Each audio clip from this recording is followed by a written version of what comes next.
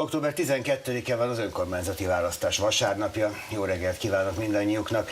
Tegnap este szörnyű baleset történt a Székesfehérvári kórházban, ennek következtében még szombaton tegnap este belehalt sérüléseibe Váradi András, az Együtt alcsódobozi polgármester jelöltje. 2 kisgyermek maradt az Alcsóti juhász után, részvétünk a családnak. Gondolom, hogy ilyenkor egy ilyen választás előreggelén, hogyha van ilyen, ugye választásnak szokott lenni előestéját, akkor ugye már egy órája mehetnek a szavazók választani.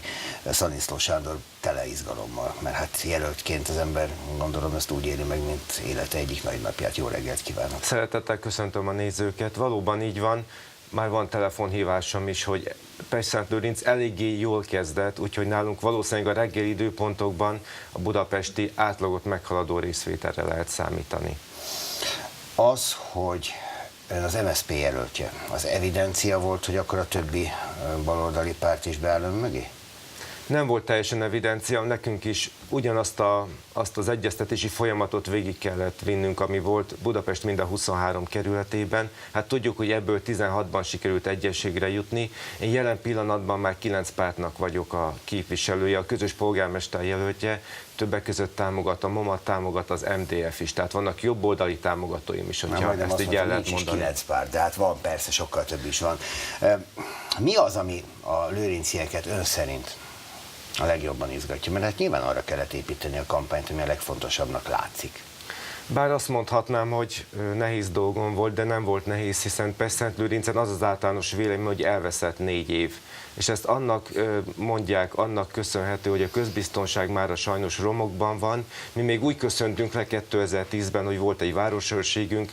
A közbiztonsági mutatóink azok erős, középszintűek voltak, a fővárosi többi kerülettel összevetve.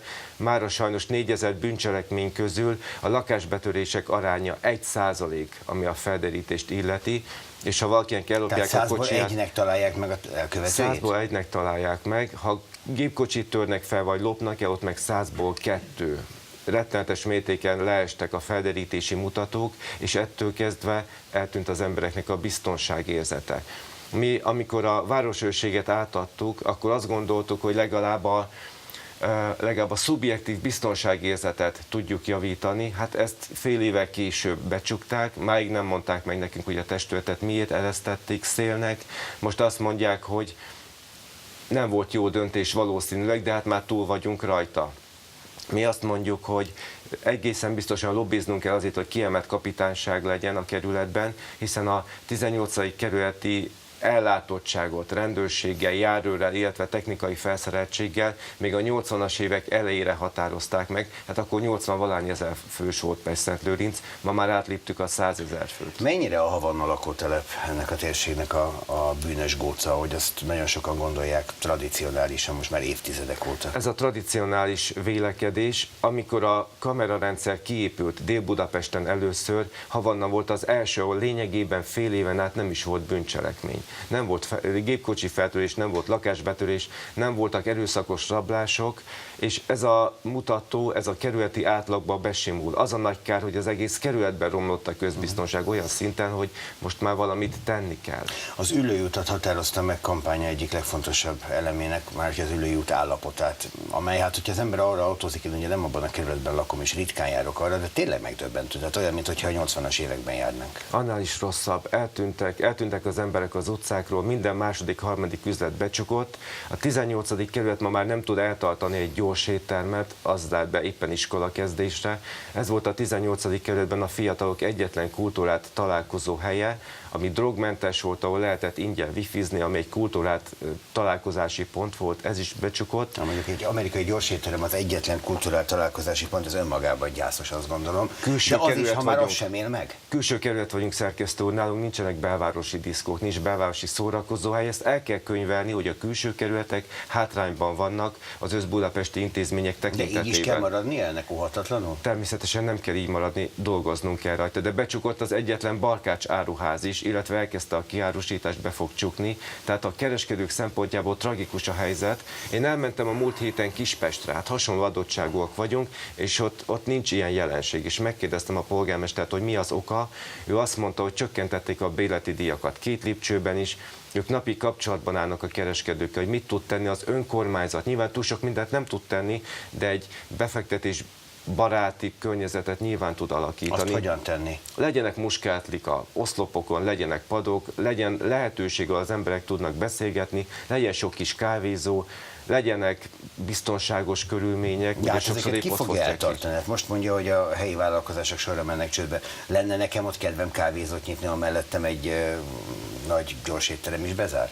De hogyha én azt mondom önnek, hogyha ön kereskedő, hogy nézzük meg, hogy milyen bérleti díj mellett tudja az önkormányzati helységeket kivenni, mert sajnos ezek önkormányzati helységek, akkor nyilvánvalóan, és ha azt mondja, hogy egy 100 négyzetméteres üzlethelyiségre én nem kérek öntől 400 000 forintot havonta, hanem nézzük meg valahol 100 000 forint környékén, és ha ön megtelepszik, ha ön kerületit alkalmaz, ha önnek működik az üzlete, akkor lehet, hogy 1 vagy 2 év múlva megkeressük önt, hogy egy picit tudnánk emelni a bérleti díjon, de nem olyan kezdeti feltéteket állapítunk meg, hogy mindenki emelni. Hát, vagy nyilván ezt egy szerződésben lehet rögzíteni.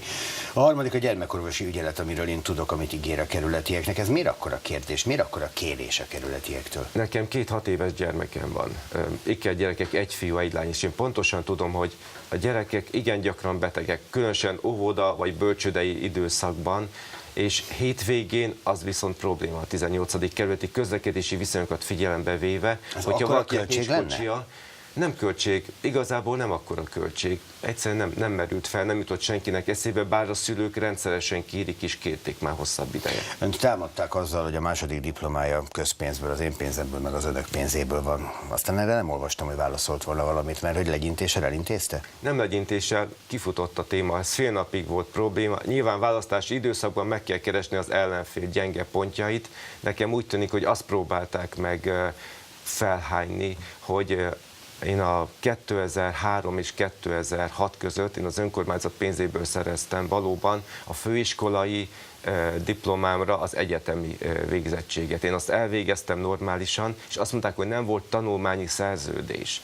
A lényeg, amit tudni kell erről, hogy a oktatási szabályzata az önkormányzatnak ezt teljesen lehetővé tett. Tehát abban az időben több mint 20-an tanultak, és utólag derült ki szerkesztő, hogy az az alpolgármester, aki a önök egyik konkurenciáján, a másik tévénél nyilatkozott, hát ő is az önkormányzat pénzéből tanult, az önkormányzatnál tanult, csak fél nappal később esett le neki ez a probléma, és akkor halt el ez az ügy, de egy dolog egészen biztos.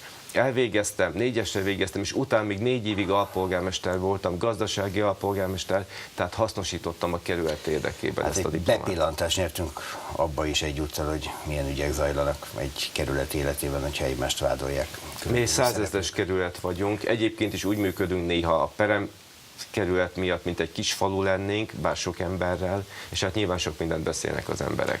Ma ugye nincs kampánycsend, ez az első ilyen választás egészen szokatlan, 150 méteres körzetbe nem mehet be, ahol választás zajlik, elmondani azt, hogy szavazzanak önre, de 150 méternél távolabb megteszi? Természetesen én ma egész nap a lakótelepeket fogom járni, és este 7-kor fogom abba hagyni ezt a munkát. Az utolsó pillanatot is ki kell használni, beszélgetni kell az emberekkel, és erre igény van. Pláne úgy van igény, hogy polgármestert meg politikusokat nem nagyon láttak az elmúlt 4 évben. Most meg is lepődik a lakosság, hogy hirtelen sok mindenkit lát. De ön el fog tűnni az utcákról, ha megszavazzák? Egészen biztosan nem fogok. Nekem éppen ez az egyik fő üzenetem, hogy én olyan polgármester szeretnék lenni, aki elérhető lesz a városházán, elérhető lesz a piacon, és nagyon fontos, aki 7 napon belül válaszolni fog a önkormányzati beadványokra. Én nem azt mondom, hogy 7 nap alatt megoldok egy építési engedélyt, de biztosan közölni fogom, hogy hol van az ügy, kinél van, kinél lehet érdeklődni, és mikor lesz befejezve. Ez azért fontos nálunk a 18. kerületben, mert több ezer beérkezett levél van, amire nemhogy 1 hónapon belül, ami a törvényes aláírás, de soha válasz nem születik, és ez is az egyik gond. Szaniszló Sándor volt a vendégünk, Budapest 18. kerületének baloldali polgármester. Köszönöm, a szurkolnak nekünk. Köszönöm, hogy eljött hozzánk. Jó kampányolást. Köszönöm.